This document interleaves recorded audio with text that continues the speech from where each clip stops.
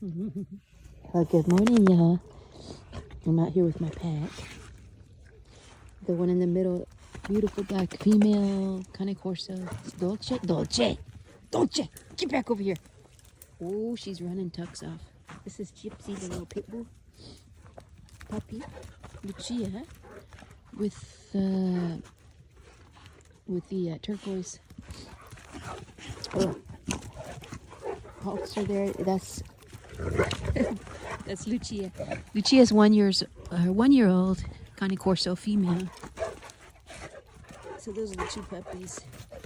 Come here, Tux. Hi, Tuxie. Tux is my pit bull mix. He's a male. He's very, very. I got slobbery. He's very sweet. Ooh, oh, it's cold out here. See the frost on the ground?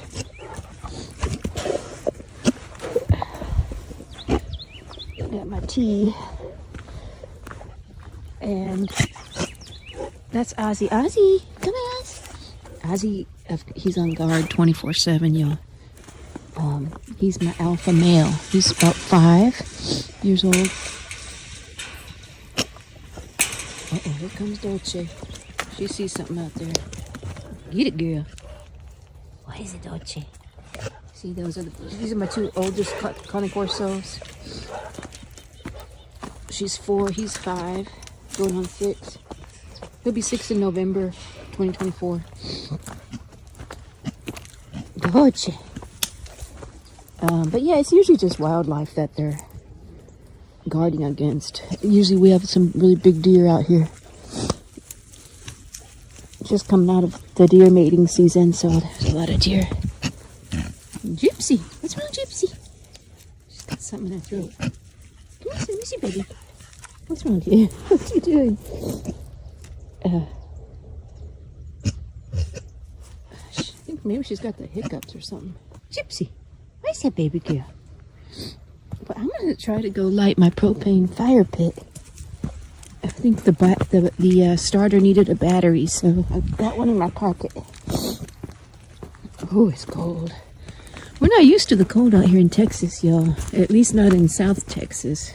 South Central. I think Dallas area gets colder winters, but I prefer it to be warm.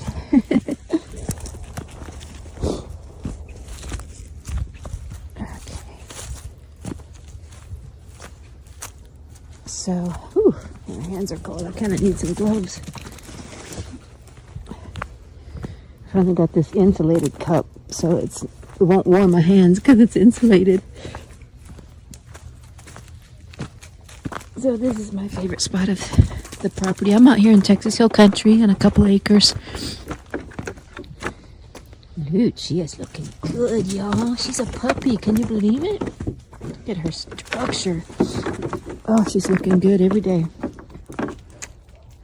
Yeah, the reason I've got that harness instead of a collar is because little Gypsy nearly choked her to death by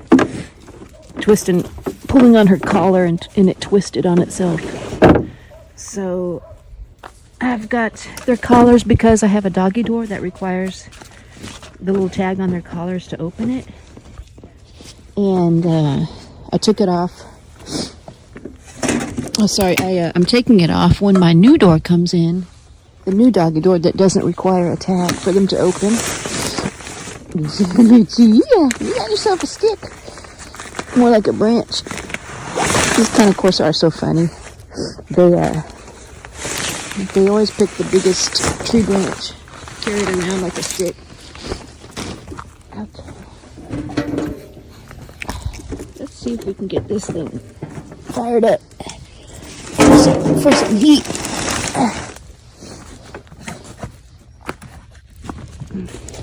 Gypsy. Let's see. Turn the propane on.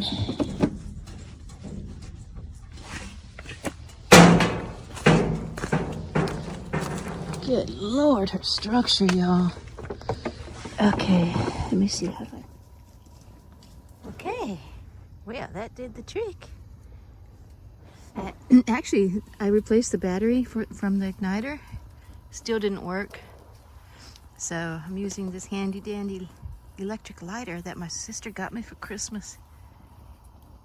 It's pretty cool. You can charge it with a USB. You turn this thing on. Where's the button? Oh, there we go. Ah, see, Papa. Yeah, you flip that switch up and then hold this button down. And see? Pretty cool. There's no flame on it. Ah, see. So we got fire. Yay. Got some warmth. Here's my tugs. Hi, Papa. Come on this bed. This bed. Got this bed for Ozzy because he likes to sit next to me. Oh, careful, baby. Don't get your face too close to there. He's like, what is this? Fire starter. The fire starter.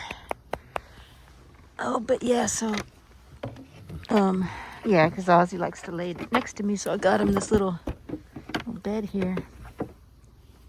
Although it's kind of wet because there was moisture in the air, so I really need to find a waterproof cover for it. It's an outside lounge chair. It's all dirty. So it is waterproof to some extent, but it's probably just water resistant, really. I need to get a better one, better cover for it. Oh gosh, yeah. Ooh, that's warm. My fingers are frozen. Hi, Papa. Hi, Papa. Yes. That's my baby boy. That's my baby boy. Yes. Let's warm up by this fire. Ooh. There's the two girls. Lucia. Good Lord, she's so big, y'all.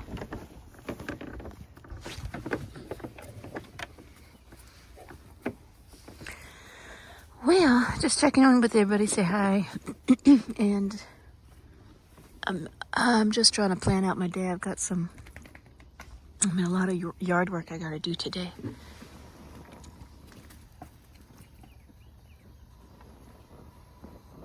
Oh, goodness.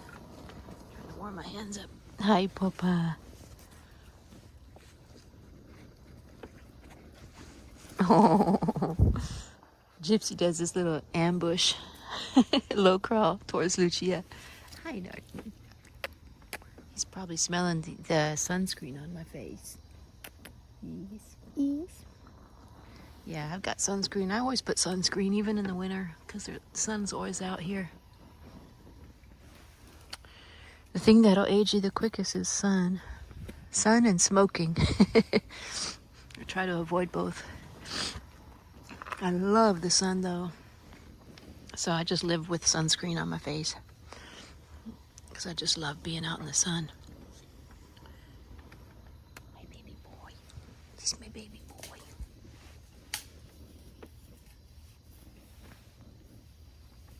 I see.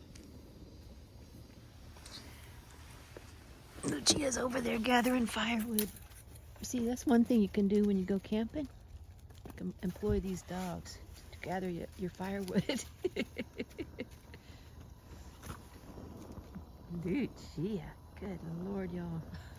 I have noticed a really, I don't want to say dramatic, but there's been a pretty noticeable change. I'll say that in Lucia, in her structure, in her growth and development. Within the last month, I think I've noticed a pretty sizable difference in her.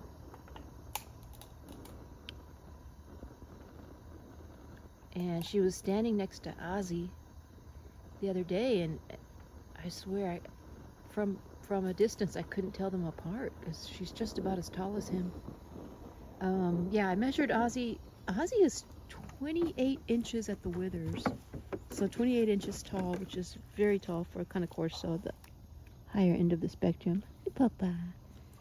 And Lucia's not 28 inches, but she may be 26. I don't know. I have to measure her.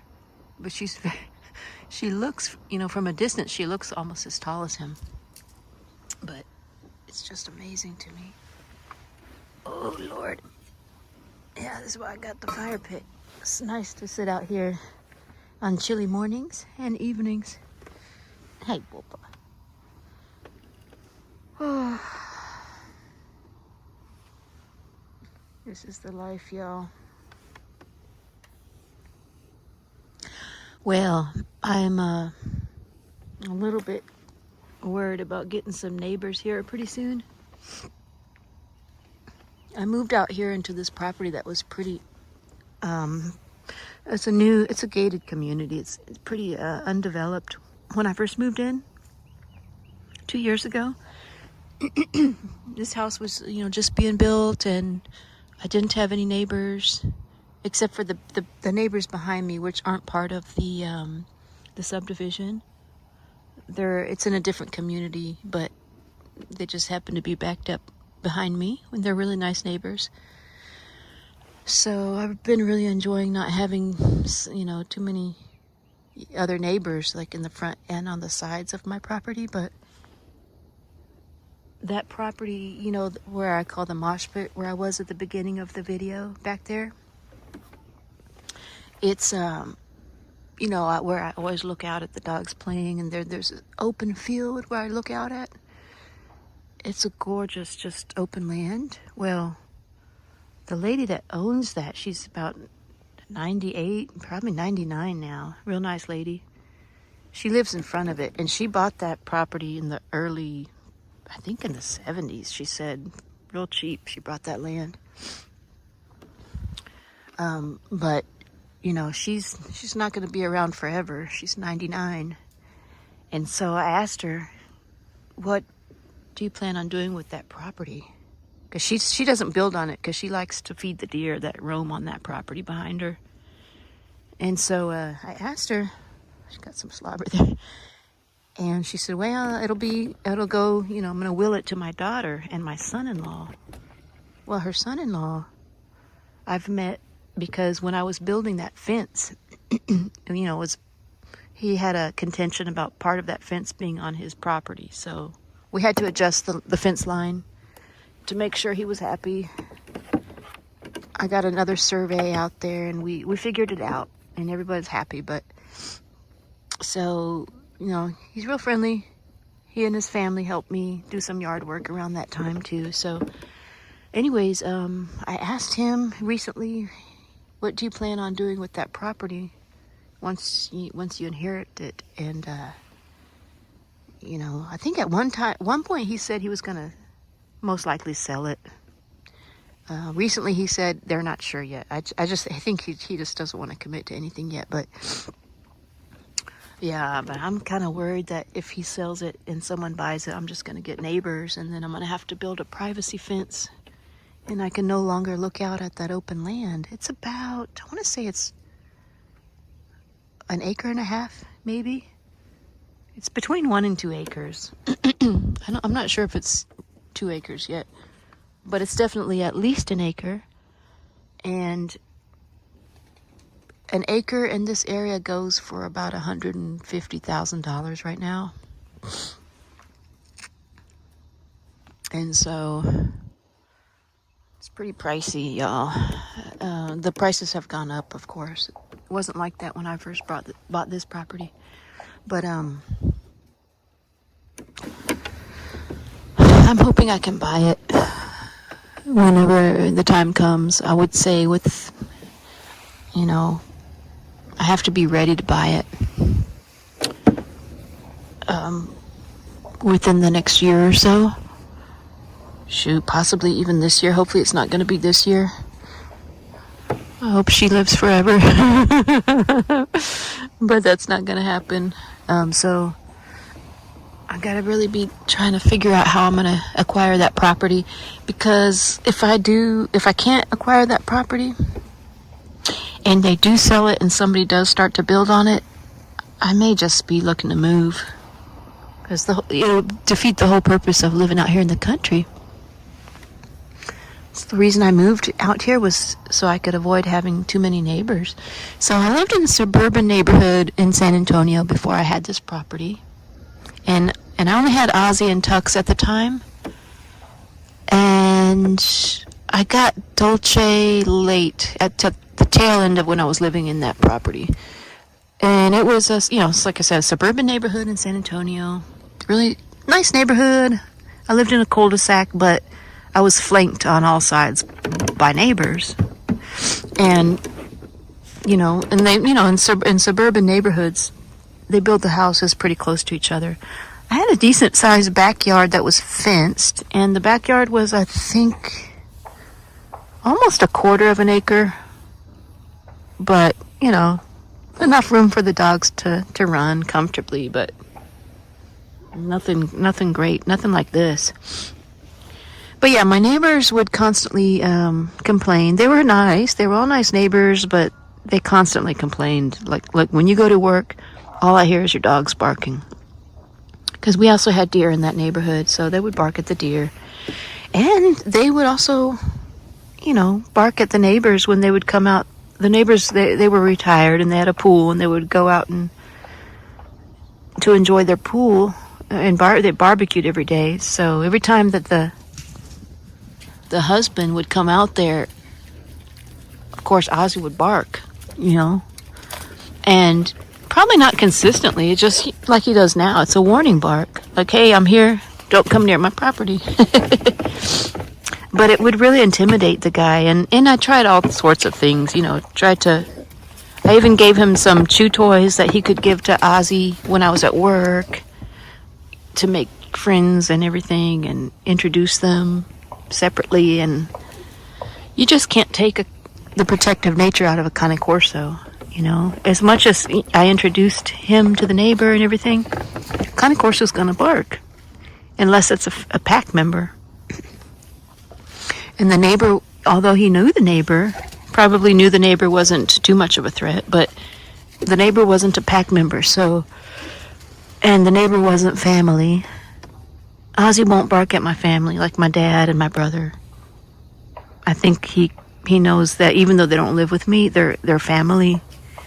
He's spent enough time with them that he knows that. And they've interacted with him as a puppy all throughout his development. So it's a little bit different than the neighbor. So anyways, I just knew I just have to move. And so the market was really good at that time. And I sold the house. I made a good chunk of change on selling that house, because that's right when the interest rates were coming down to like 3%, and the market was super hot for selling houses. It was just lucky. And so I took that money and I bought this property out here, which at the time, like I said, was just like open land everywhere around it.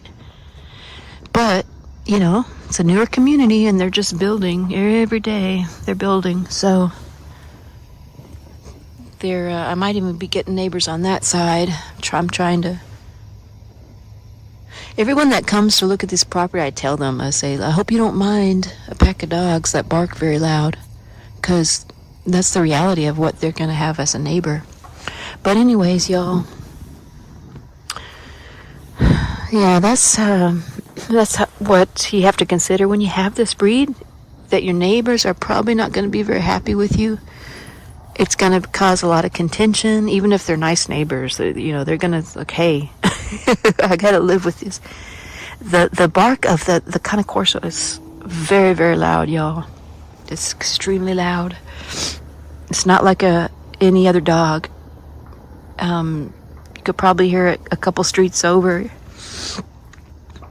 Matter of fact, when I drive up through the gated community, when I drive up and I'm punching in the gate code to get home at night, I can hear my dogs barking. It could be they're barking at a deer or something, and the gate is pretty far away from my house. I gotta drive a good distance to get to my house once I go through the gate, and I can already hear my dogs barking from the gate. So imagine that being a populated neighborhood. I think I asked this to y'all before all those of y'all who've been watching the channel, what your experience has been if you live in a neighborhood. Do any of your neighbors complain about your Cane Corso, if you have a Cane Corso? Hi, baby Kia. And what do y'all do about that? And I've asked this question a while ago, and I think a few people commented that, you know, that they made friends, you know, and had an understanding with their neighbor, and they don't bark as much as their neighbors, but I'm curious for any of y'all who haven't commented yet, and you have that situation. What do y'all do? It's a serious concern, honestly.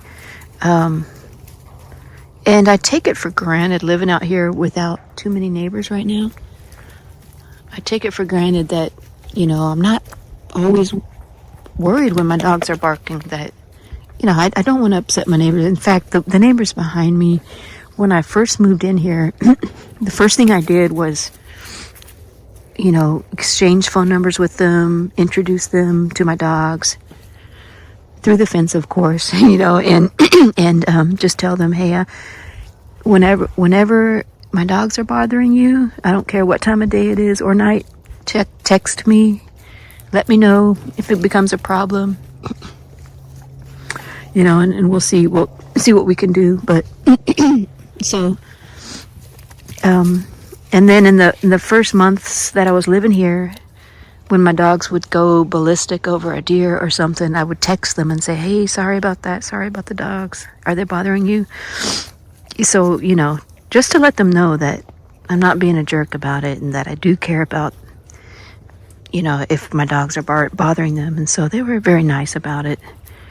They said, no, that we do hear them bark, but it doesn't last too long. They said, and when you go to work, sometimes when you're gone, Ozzy will howl like woo, like a wolf. He'll howl, and he never does that when I'm with him. So a few of the sitters have said that as well. And I think what that is, it's a beacon call. I think, you know, what a dog will do, a puppy will do that even, you know, in a wolf pack, to call to its mother to come home. That's my theory. I don't know if that's true, but that's what Ozzy will do when I'm gone. And it's very loud, and it lasts for, you know, a minute or so, and then it stops. So they told me about that, and they're like, but it's okay, we understand, we're dog people. Oh yeah, look at them too. See how tall? I was trying to get on film for you, the two of them next to each other, so you could see how tall she is, y'all. Well, anyways, y'all, so I'm just talking about this because if you are thinking of getting a Cane Corso and you live in a more, you know, dense neighborhood, then it's something to consider. It's something to consider. Just, you may have some contention with the neighbors. Really, it's ideal to have this dog when you have a little bit more space between houses, but I know, you know, several people live with these dogs in neighborhoods and are very happy. But that's why I'm kind of putting the question out there again. I want to see what other people's experiences has been, and also so that people who are thinking about getting this breed can read the comments and see what your experiences has been. Have you had problems with your neighbors? And what did you do to kind of reconcile? And maybe you haven't had issues with it, so I'm curious. But anyways, y'all, this video is probably pretty long by now, and I'm gonna go get back to the fire because my hands are cold. Yeah, in Texas, a lot of times we don't have all the gear that, you know, people who are used to living in colder places like Minnesota, Wisconsin, you know, Colorado, even in the UK. I know you get cold weather. You probably have the gear. You probably have gloves on hand. I gotta get some gloves. Whenever I hear the footprints running behind me, sounds like horses galloping behind me, I always cringe a little bit because one time they just about knocked me over. They ran into my kneecaps on accident. They just brushed up against my kneecaps and I nearly fell. So I try to kind of stabilize a little bit when I hear them running behind me. Gypsy. Gypsy getting Lucia's ankles. Give me that stick. Well, anyways, y'all, thanks for watching, and I hope y'all are having a good day. And don't forget to subscribe, and we'll see you on the next one. Hey, Tuxie. There's my Tux. Ozzy, Papa. Come on, Oz. Ozzy.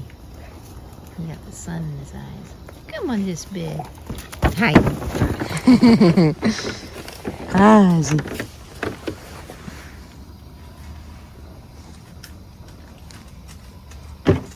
Hi, Papa. Yes. That's my baby boy. It's my baby boy. Yes.